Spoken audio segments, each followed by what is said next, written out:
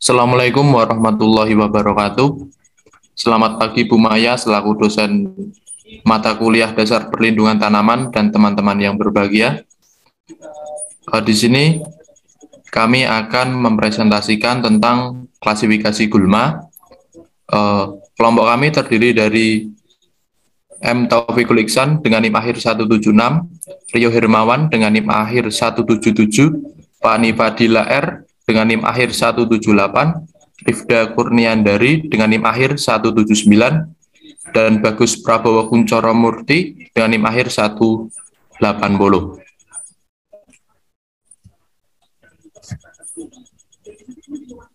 Tujuan klasifikasi gulma yaitu mempelajari karakteristik dan ciri-ciri gulma dan dapat mengetahui cara pengendaliannya.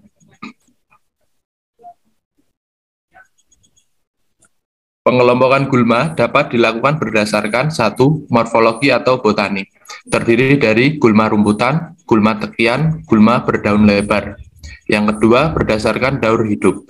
Di daerah tropis dibedakan menjadi dua, yaitu semusim, dwitahunan, dan tahunan. Yang ketiga, berdasarkan habitat, terdiri dari gulma daratan, gulma air, gulma penumpang pada tanaman. Dan yang terakhir, berdasarkan ekologi, terdiri dari gulma obligat dan gulma fakultatif. Next.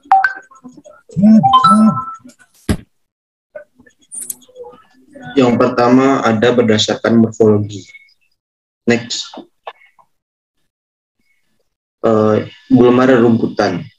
Dengan ciri batang silindris, ada yang pipih maupun persegi, dan kebanyakan berongga.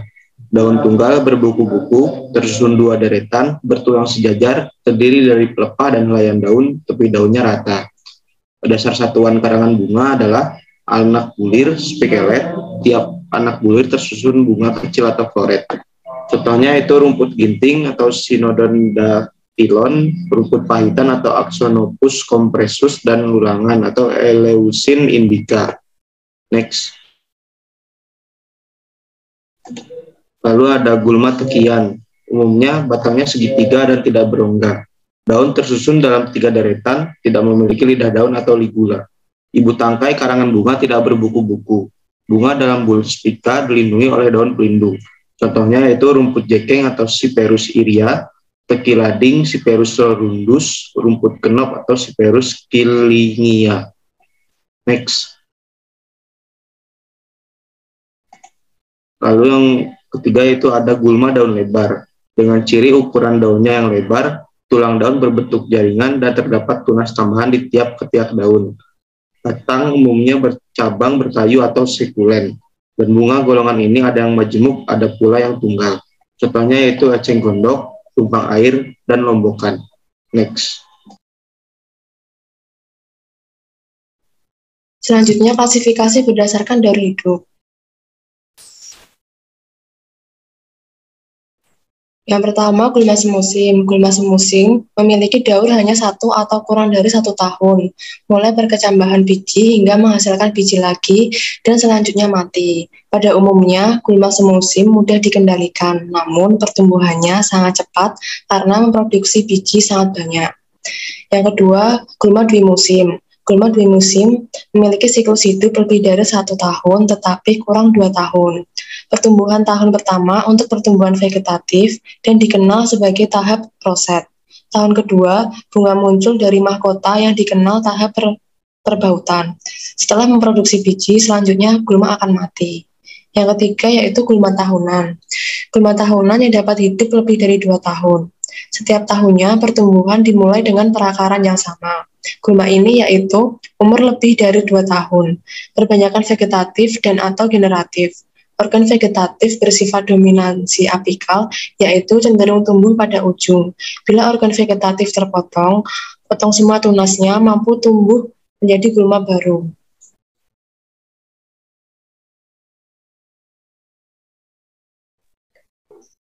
Yang selanjutnya, klasifikasi gulma berdasarkan habitat.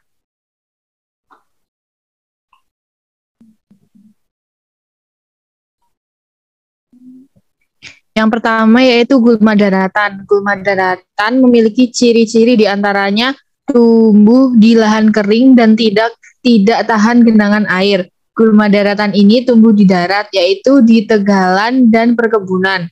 Jenis gulma daratan yang tumbuh tergantung pada jenis tanaman utama yang diikuti, jenis tanah, iklim, dan pola tanaman. Yang kedua yaitu gulma air. Gulma air merupakan gulma yang hidupnya berada di air. Gulma perairan dapat bersifat anual atau perennial, namun kebanyakan jenis gulma perairan adalah perennial. Gulma air dibagi menjadi 3. Yang pertama yaitu gulma mengapung, yang kedua yaitu gulma tenggelam, yang ketiga yaitu gulma sebagian mengapung dan tenggelam.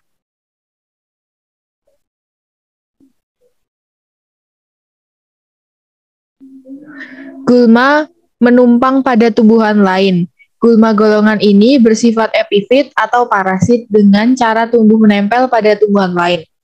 Contoh gulma yang tergolong dalam aerial weeds adalah tali putri, duduitan, dan benalu, dan sebagainya. Berdasarkan ekologi, gulma obligat.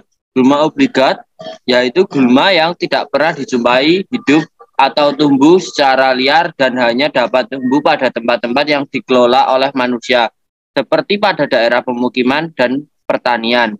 Contoh, genjer, ceplukan, dan eceng padi. Gulma fakultatif.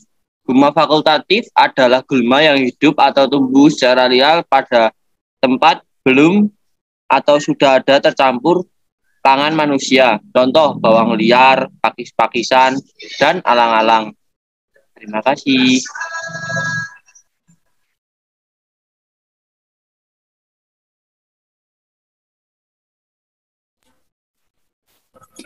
Demikian materi yang bisa kami sampaikan.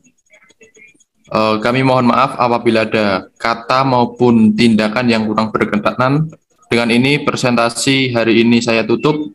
Terima kasih atas perhatiannya. Wassalamualaikum warahmatullahi wabarakatuh.